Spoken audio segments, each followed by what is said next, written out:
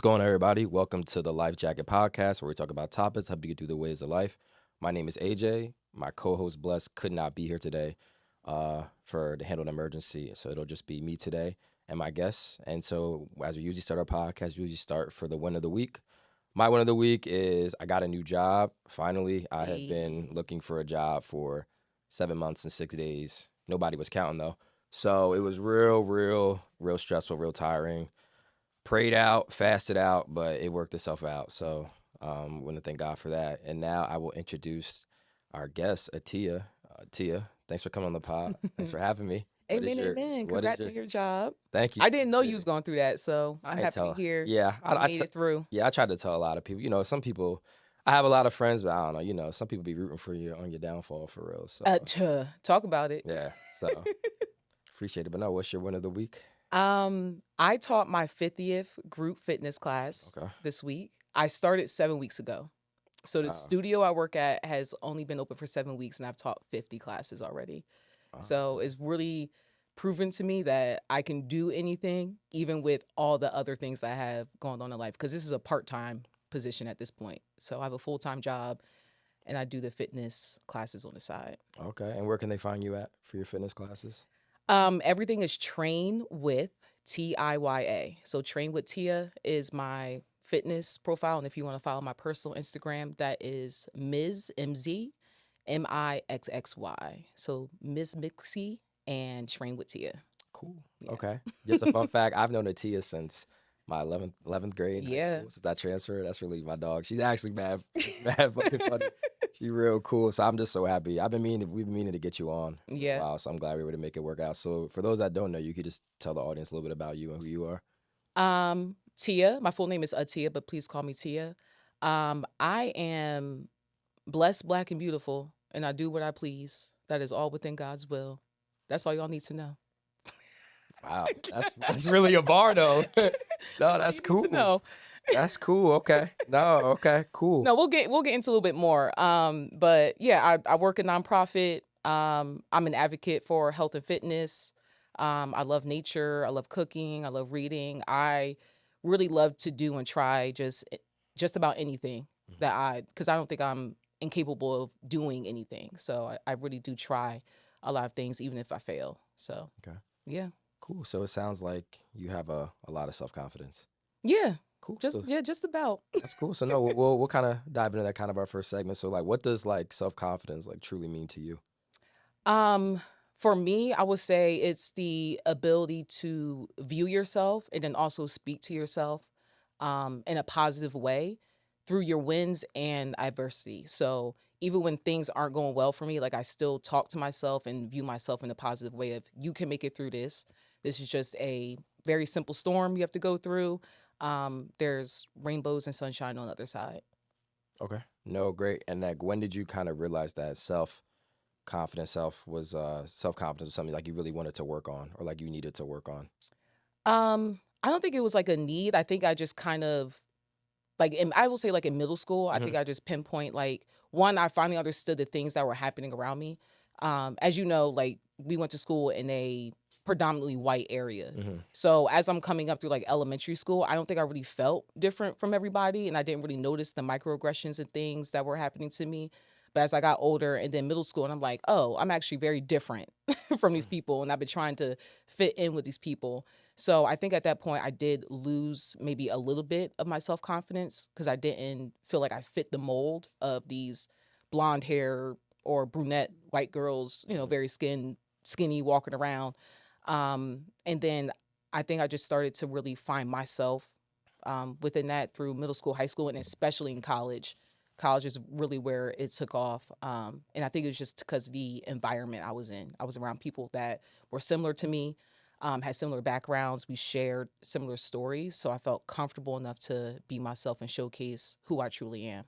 Yeah, I think for me too, college was a lot of where my confidence came from too. Like I had a lot of low self-confidence in middle school, high school a lot too. And I think, once for me, college was kind of like, not like a new start, but it was like, okay, I don't know any of y'all and I'm in a whole new state. So it was like, let me just try to be myself. And I think just getting older, it really helped me out. College, whether it was just, through different experiences, pledging, meeting people from all around the United States. I would Mhm. definitely say college is something that I recommend to anybody, like, that will really help boost your self-confidence, and you really find yourself too. I Yeah. feel like college, you come out of your shell a lot.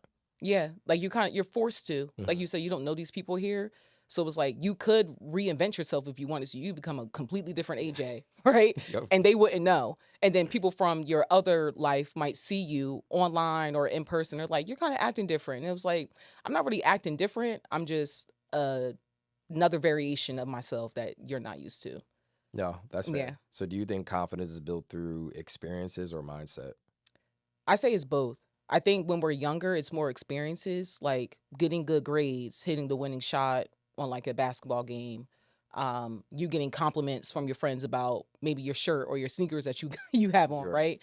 And then as we get older, our mindset, comes to the forefront. And it's funny because I just saw a TikTok and this girl was talking about how there's studies that show that your adulthood really starts at like age like 32, 33, like our mind completely shifts. And if I'm being quite honest, when I hit 30 and then as I started going into that, like I will say around 32, there was just like a switch for me. And I really feel like ever since that point, I've just been on just such a high on everything that I've done for myself, for career wise. Like I just feel like there in that 30s really it really changed. So yeah, when you get older, it's more mindset, is you being aware of who you are, your surroundings, how your surroundings may be affecting you, and if that's minimizing your ability to like move forward in the things that you want. Yeah, I might have to actually look at that 32 too, and be Yeah. like, did something really hit or switch? Because I've even found, like, we talk a lot of people who are like in these jobs, they just don't want to work all their 20s, and you see people like just hitting a huge shift, and like maybe that there's like, I quit my job and I Hmm. started this. I think it's just one of those things where people are just like, yeah, I'm tired of maybe living this life, and I just want to try something new. And maybe you have that confidence, be like, yeah, I want to quit my job and I want to pursue my purpose or pursue my passion. Yeah. So I think that's really important. I did I did that at 30. I think I quit my teaching job. I had no job lined up at all. And I quit my teaching job in 2024. Mm, No, 20, I'm bugging, 2022. hmm. So yeah, I was about 30 and then I was like I'm just going to take this leap of faith and I want to go into program management and that's what I do now. Like I was very intentional about who I was speaking to and making sure I was in the right rooms. And also my network is my net worth. So the job I have now, I really got it because my friend knew someone who was looking for someone for the position that I was looking for. And she was like, "Oh, you're perfect for this. Just go ahead and do it." So yeah, definitely utilize everyone around you to help build you up, Hmm. um, as you continue in your journey. Yeah. Do you think someone can love themselves and still struggle with confidence? Yeah, I think so. I sometimes still struggle with my confidence. I have a lot of self-love for myself. I'm the greatest person to ever live in my head. That's dope, Right? though. That's Um, real. and I think everybody should have that mindset. Like it's not I think people might view that as like cocky or um maybe narcissistic a little bit, but how are you supposed to move around if you don't have the ability just to see yourself in a positive light? Like you're just going to walk around, see what everyone else is doing and compare yourself to everyone when you were doing just as fine. So definitely you can have self-love but also, be self-conscious Mhm. and not have that confidence sometimes. And I think that's normal. You can't always be on the high. That's not the reality of life. Why do you talked about your mindset you have? Why do you feel like so many people don't have it? Um I think it's because of their how they grew up, and the people they're around. I think when you're not around people who kind of have that mindset or you haven't seen it for yourself, I think it's difficult to probably build it. As you know, my family owned businesses, right? So me being around that younger and just seeing them kind of like grind out, which is like I just kind of I think I have like a natural calling to that in a way. So like I have a mobile bartending business, as you know. I started the fitness side. I have a full-time job. Like I do a whole bunch of just random side quests all the time. And Yeah. I think it's because I just have a natural pull to be like a hustler in a way because my family was that way. So like I said, I feel like I can do anything. Like I've seen them have businesses, let those businesses go, start different ones. Like me going through ebbs and flows is not scary to me. So I think that plays a big part in it too. It's just like who you're around, um, and what's being fed to you. Like, Are you on Instagram and TikTok seeing like very low self-esteem people talking about, oh, I don't have this and it's because the world is this way? Or are you interacting and engaging and having your algorithm show you people are like, hey, I used to be this way. Now I feel, better and this is how I got there. Like, what are you feeding your mind on a daily basis? No, great. No, that's really good. And I think that kind of segues to like our second segment, like advocating and using your voice. So why do Mhm. you feel as though like so many people struggle with advocating for themselves? Um, I think there's a stigma about advocating for yourself, especially for a woman, a black woman. Like speaking from my own perspective as a black woman, like growing up, my dad's word was the end all be all. Like he said something, that was it. Like there was no questioning it. And even if something didn't feel right or feel comfortable to me, I didn't speak up about it at first. And then as I got older, I'm like, actually, I don't like that. And I'm going to tell somebody that I don't like that. So I think, but before that, when I didn't do that, especially like with my male friends or maybe teachers or whatever, it's because I didn't want to be seen as like difficult, unlovable. Like I didn't want you to think, I wasn't a good time. Like you can't hang out with me, you can't talk to me. So I was just trying to people please at that point. So I think a lot of people don't advocate for themselves because they don't want to be viewed as difficult, especially in the workplace. Like again, as a black woman, if I speak up about something, then I'm difficult. I'm a bitch, right? Yeah, Like they for put real. all these labels on you. It's just like no. I know what I want. I know what I deserve and I should be able to vocalize that no matter my gender or my race. Yeah, and then you mentioned people pleasing. That's something I Mhm. struggle with real bad. I think it's because of my low self confidence, and so I always felt like I had to just people please to either feel like I was like wanted or wanted to make friends, Mhm. etc. Clearly, that's not the case now. But how do you think people can overcome people pleasing if you've been a people pleaser for so long? Ooh, that's going to take time. Like I think probably the last 5 years of my life is when I stopped really people pleasing.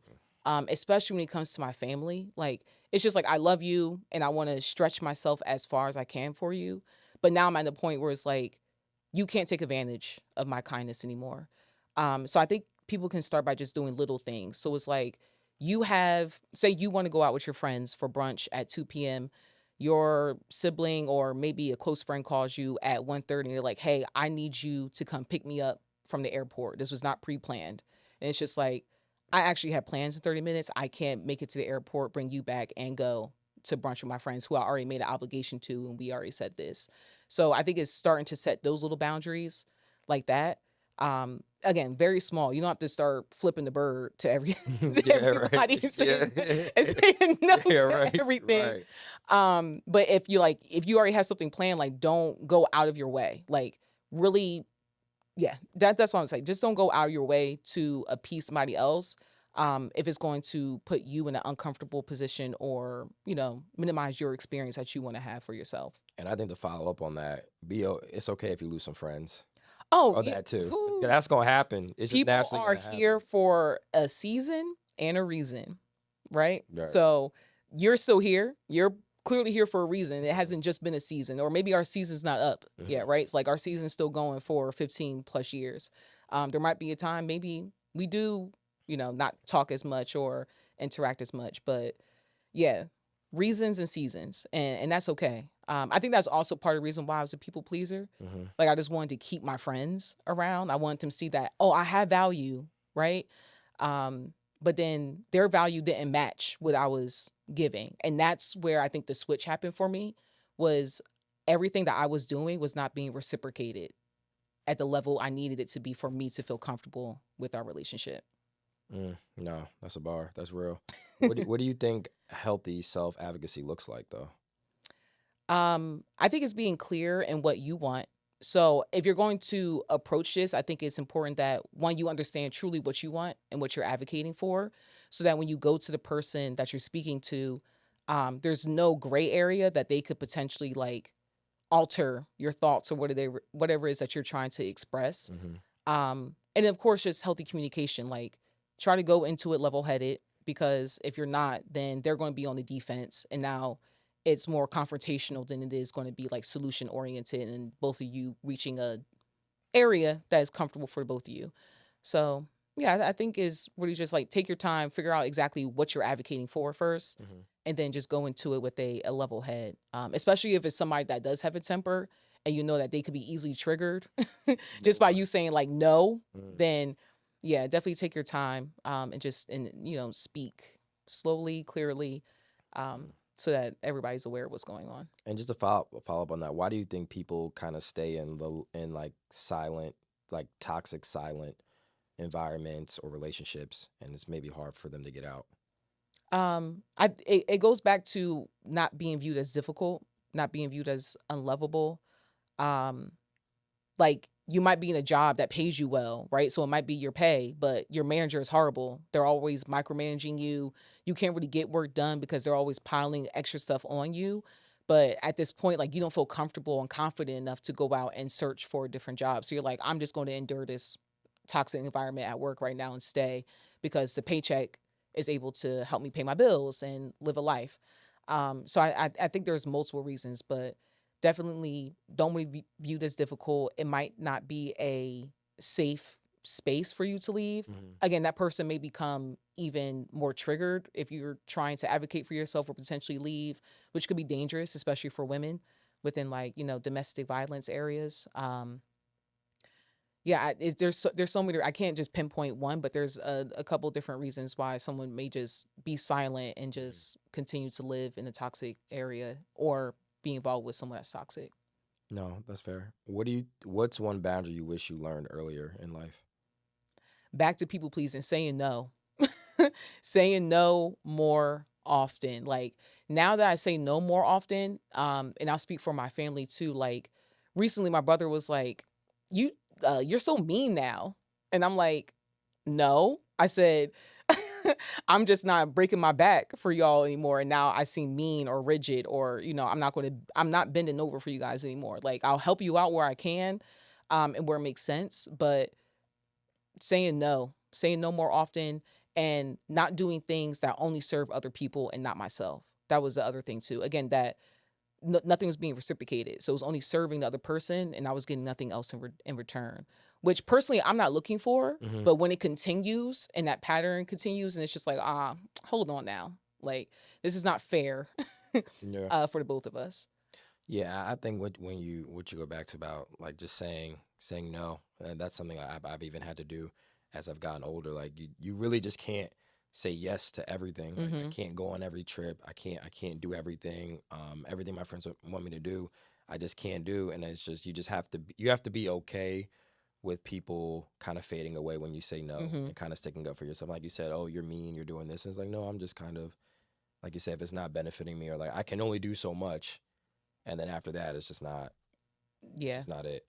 And I think touching on the friend part too, like I've been very vocal about how I felt about my friendships in the last couple years. Mm. So I tell people like I've been the person to reach out and communicate more. Like I'm not going to continue to do that. If you want to continue our friendship, you're going to have to put more effort into this. So I've been vocal about that as well and setting boundaries in that. You did. I remember I texted you. I was like, I think he was like, don't just text me, hey.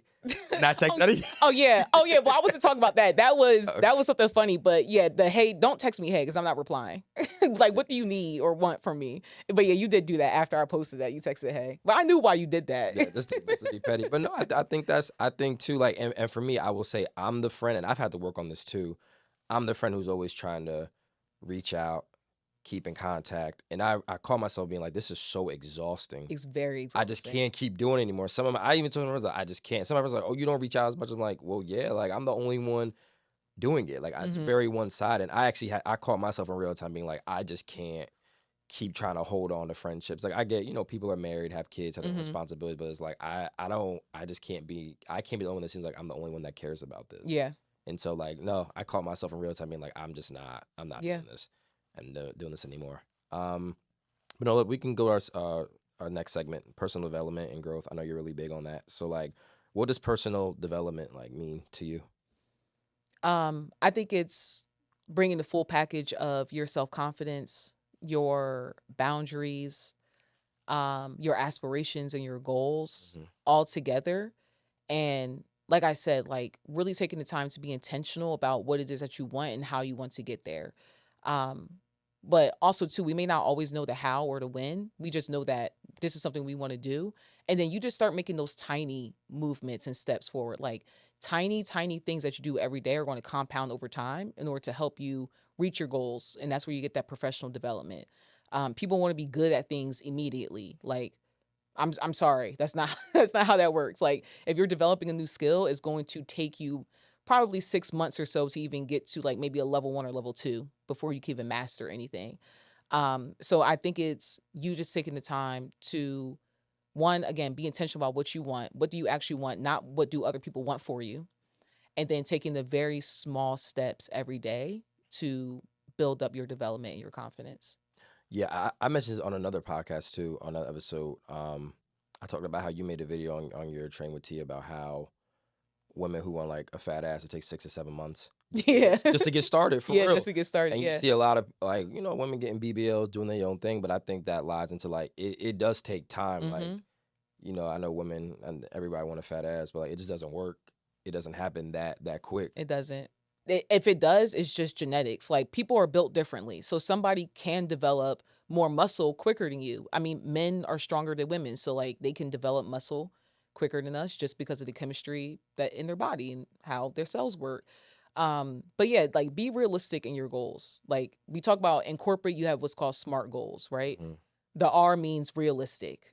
Like don't try Yeah, yeah. right. Like don't try to set yourself up in a way that it's just going to be automatic. Like you're going to fail from the start because you're like, yeah, I'm going to have a six pack and a round bubble butt in 3 months. Sis, no, you're not. Because one, you're not even your diet is horrible.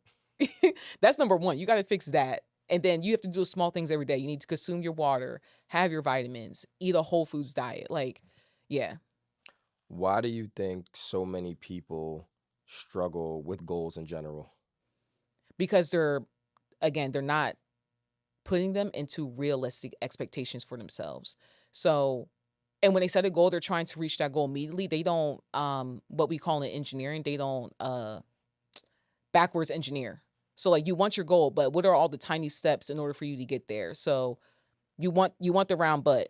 Okay, what's going to happen before that? You have to build muscle. Before you build a muscle, I need to eat more. If I need to eat more, what do I need to eat more of? I have to have more protein. Okay, if I'm eating protein, I also need to have fiber. If I'm having fiber, I need to drink my water. So those are the tiny steps in order for you to lead up to your goal. And I think that's the issue. Like people set the goal, but they don't actually take into account the very tiny things that they have to do on a consistent basis. You can't be inconsistent. That's where it doesn't work. And consistent doesn't mean every day. Consistent means you're sticking to a plan and you're not deviating from that plan at all, no matter what's happening. So if you say I want to work out 3 times a week and 2 of those days are going to be lower body days, stick to that plan. It could be Monday, Wednesday, Friday, or next week you could change it to Tuesday, Thursday, Saturday. It's still 3 days. Just be consistent in whatever it is that you say you're going to do. Yeah, I have found even when I started going to the gym years ago, like I think just staying consistent was the hardest thing, and I think trying to whatever your goal is, how can I make it easier for myself? So like when I Mm-hmm. first started going to the gym, I made sure the gym was down the street Mm-hmm. so that I could just get there easily instead of like, oh, I got to drive 30 minutes or like even if I had to maybe this was 2 years ago, I had real bad my AC1 levels were super high. It was Mm. like it was at a 6.3. It was crazy. My doctor's like, yeah, you're gonna be a diabetic in 2 years if you Mm. don't switch your diet. And so even for me, I had to like, okay, like how can I best cut out? Like I can't oh, I'm just gonna stop drinking Oh soda yeah, no, tomorrow. not It realistic. was just more or less like, okay, And you got a sweet tooth. I know, I know. It was like more or less like, okay, let me start doing like diet soda and diet Gatorade, no sugar Gatorade, and Mm-hmm. like slowly weaning myself down. And unfortunately, it took like that level of a scare to be like, okay, I really gotta switch stuff up. And I feel like sometimes people like need not. I mean, it's sad to say, but like you need that like, all Mm-hmm. right, like your life about to be fucked up That gut check. if yeah, a gut check if you Yeah. really don't get things in order. Yeah. That's real. I would say, what do you think? What am I just gonna ask you? Why do you think people, especially like when they're starting like on their fitness journey, um, when you're teaching people like they can't stay consistent right away, or like say like they'll come to your class maybe like the first week and then and they Mhm. just stop. Mhm. Like what do you think that is more of? Um, I think it's them just entering a new space. Like they Mm, just haven't been there before. mhm. So they may feel overwhelmed at first and they're like, I don't know if I could keep this up. And again, I'm going to keep saying this, it's going back to their realistic side of their goals. Like they could have easily said, I'm going to go to a TIA's class 5 times a week. That's not realistic. One, I work in a heated studio. You Right. being in the heated room 5 times a week is actually not good for your health. Like, let's start there. And then two, that takes a very physical and mental toll on your body. Mm. So you weren't realistic in the goal that you set. So we have to go back. That's the foundation. We have to go back to that. Specific, measurable, attainable, realistic, and timely. That's what SMART stands for. And if you're out there making goals, just you can search up SMART goals and it will give you that outline. And I guarantee you, if you start doing that and then breaking those goals down into smaller segments of, in order for me to reach this, I just have to do this 3 times a week, you will start to feel so much better and more confident that you can reach your goal in the end. That's tough. That's a Yeah. bar. We clipping that. For sure. What habits do you think change the most, or what habits change your life the most? Ooh, it's gonna sound like it's related to fitness, but it's not because these things really just help me overall with like my mind, Hmm. my body, but getting 8 to 9 hours of sleep. I don't compromise on my sleep. I'm in bed and sleep by 10 p.m. on most days. Like unless I have to be up for something or I might be out, but like Monday through Thursday, I'm in the bed sleep by 10. Um Working out on a consistent basis, that builds your mental up and again your confidence within yourself. Like the more you start to work out, the more like your brain chemistry also changes as well. You start to interact with different people. People are now within this fitness community that you have. They're pushing you, they're cheering you on. The other day, like I was at the gym and somebody was like, yeah, like I remember we were in the old studio and you've like really changed a lot. Like your body has completely like changed. And I was like, yeah, like I used to have back rolls back here, but I've been consistent for the last year that my body composition has completely changed. Um, Sticking to a whole foods diet, again, more about my brain, my skin, my overall body has been great. Um, what other habits? I was always a reader, but just reading more and just reading anything. Like I love psychological thrillers. That's my favorite genre, book genre. But just being more consistent in that, and then I guess, yeah, saying no more. Like understanding my boundaries and what I want, and not allowing other people to sway me away from my goals. You mentioned sleep. I feel like we're in a society where it's just work, work, work, work, work, not sleeping. You're just constantly on go. So can you just dive into like why is it that people really just need more sleep? Like they need to sleep more instead of just trying to run off of 4 or 5 hours, popping a Celsius, going to Oh, Starbucks whew. on an everyday basis. Your sleep is going to help regulate everything. If you want to see more results from the gym, you have to sleep more. Sleep is where your cells are going to redevelop in order to build that muscle, those abs, that ass that you want to see. You have to sleep. It helps with your nervous system, so it's going to help regulate that. It assists with your brain development and you being well rested in order to wake up the next day to really do all the things that you need to do moving forward. You'll notice that people with lack of sleep, like they're not able to perform at a high level because they're going to crash out. Even if they have like an energy drink or something, Mhm. you're just repeating the cycle. So it's like little sleep, then you get this burst of energy and then you crash out with the caffeine. But then that caffeine is still in your system, so you can't go to sleep. And I sound like the guy from the you don't have a job, you don't you Yeah, can't yeah, right, but it's right, but it's right. literally that. Like you have your sleep is important. Like don't try hustle, don't let hustle culture try to like guilt you into, oh, I'm getting 8 to 9 hours of sleep. Nah. Like if you want to wake up earlier, just go to bed earlier. Like it's as simple as that.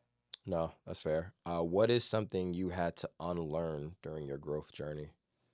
Um I had to learn that perfection is is not the end all be all. So instead of perfecting everything, I've transitioned to progress over perfection. Like again, I used to be a people pleaser. I used to be a perfectionist. And when I was in middle school and high school, I played basketball and I wanted to be so perfect at it. I used to have panic attacks during like practice. Like I'm trying to learn a new move, I wouldn't get it, and I would start to like hyperventilate. And my coach is like, "Hey, like you're good. Like take a breath, sit here, drink some water." But it's definitely perfection yeah, I had to unlearn that perfectionist side of me. So progress over perfection for sure. Yeah, no, I like that progress over. Hmm. Yeah, I have found myself too. Um, I think it's like a thing. It's called like the Virgo perfectionist. Mm. I'm like that too. Like everything's just gotta be, it's Hmm. gotta be perfect. And I'm very hard on myself too. So I had to give myself a lot of grace. Even with this whole job stuff I was telling you about, I was so hard on myself. Like, Hmm. why can't I get a job? What's going on? Doing this, doing that, and just realizing no, it's just like the progress. Like just keep applying to jobs. You got the resume, you got the experiences, you got the certifications. Kind of just like just making sure I continue just to progress and not crash out or like get super depressed. Kind of Hmm. just to stay in it until I was able to get through it. Um, how important is healing in personal development? Very important. If you're not healed or taking the steps to be healed, then anybody could come in and disrupt your Mhm. world. They can set you back 5 steps. Um, they what are the things the what are the men called in the Matrix? The bad guys that Neo was always running away from. What was his name? Uh, Mr. something. I can't remember. But basically it's like yeah. that, right? Like I'm Neo, I'm trying to get out of the Matrix, but all Mhm. these bad guys are still running after me, trying to keep me into this very small box because they know I have the potential to blow this whole thing up, right? Like I'm the chosen one. So yeah. Yeah. Yeah. So for someone who knows they have the potential but is having a hard time getting out of that box, like what would you tell them? It's the tiny baby steps every day. You're not going to reach it immediately, but in 6 months, when you start now and then in 6 months you look back, you're like, "Oh, snap. Like that's where I started and this is where I am now." And that's because you took again the very tiny tiny tiny steps every single day that are going to compound over time. Like you have to start somewhere. You're not again, you can't wake up and look like The Rock. Yeah, it's it's not. it's not going to happen unless you literally start shooting yourself up every day with steroids. Like and that's not healthy, but not condoning that. Um And for somebody who is just trying to start, like what would you tell me? They're just trying to start. Like some people just can't start. Like mhm. people just have a like they have an idea, they have a goal, and they just like cannot start. Like what would you tell them? I think the starting point is you writing out the plan. So, yes, you can think of the idea, but once you put pen to paper or you type on your computer, I personally like to write. Hmm. I'm a really big person of like manifestation. Um, I'm not going to hold you like the last ever since I quit my teaching job, I think I personally have manifested the life that I have today just through my words and my thoughts. Hmm. Of course, I thought about it, but I also took the very small actions. So again, I write out everything. So write out everything, and then, like I said, reverse engineer your plan. So your goal is X. How do you get to X? What's the first step to get there, and then build from there. And what do you think stops people from reaching their like full potential? Um, their their mindset, and then also we're conditioned, especially when we're growing up, to believe the things that other people are telling us are safe or acceptable or doable, right? And it's funny, I just made a video about this. And I said the reason why you don't go for the things that you want and that you want and attain. What did I say? I said the reason why you don't go for the things that you want to accomplish and attain is because you're living within the constraints and limitations of the people around you. People are Mm. always going to project what they can't do onto you. If they see you trying or if they see you doing something that doesn't fit their mold and their life, is going to be very much, well, why are you doing that? That doesn't make sense. I wouldn't do that. I'm not you. You're right. So I'm going to move forward with this. So I think just the limiting mindset of other people around us sometimes comes into our universe and clouds us, and we're like, oh, my mom said I shouldn't go on this road trip because same thing, my mom said I can't go on this road trip where I shouldn't because 2 people died on that interstate. I'm sorry to tell you, people die every day, B. Like you can't Yeah. you can't live your life in fear like that on just very small things. So, yeah, don't let the limitations of the people around you keep you down. Like go for everything that you want and that you think is possible. Like I said in the beginning, I think I could do anything. The doing the stuff is not hard. It's you starting and then you mastering that Mhm. whatever that stuff is the hard part. But just trying it out, that's not hard. Yeah, it's not a true story. I remember I was thinking thinking about starting the podcast. I was telling people, "Oh, why are you doing that?" Or you Mhm. shouldn't do a podcast. And nobody wants to hear a black man on a podcast. And why are you doing this? There's podcasts everywhere. And I'm so glad like my mindset's so different because before I wouldn't have done it. I'd be like, "Oh yeah, maybe Mhm. you're right." And it's that projection they're putting on you to like stop. I'm like, I haven't even started yet. Yeah, crazy. You ain't even like I Crazy. ain't even put out You an haven't seen episode. yeah, you Yeah, haven't like. seen what it looks like. For real, and I feel like a lot of people, and I think it's important to that who you have in your village and your circle is important Mhm. to really support you because people will really tear down your ideas or dreams because like they don't think they can do it or they're just like, oh, it's not gonna work, this isn't gonna happen. So it's really really important like even just having that village of people to just be like, no, you can do it. And Yeah. I'm sure do you have that village of people Yeah, for of yourself? Yeah, course. Marquise is here. Y'all can't see him, but Marquise is here. Marquise is also somebody that I look up to just to do whatever the hell I want. Like literally. literally, this man will be like, I'm doing this, I'm doing that. And I'm like, okay. Like, and then he shows up and it happens. And I'm just like, yeah, that's really my best friend right there. That's really my best friend. So yeah, my family is also on board too. Like, and because they've seen that whenever I say I'm going to do something and I do it, they're like, oh, we're not messing with her. Like, Tia says she's going to do something, Hmm. it's going to happen. Yeah. Yeah, no, that's good. Any final thoughts? Anything you want to say to the audience? Anybody listening? What I would say to the audience is you are capable of anything you want to do in this lifetime. Point blank, period. You really are.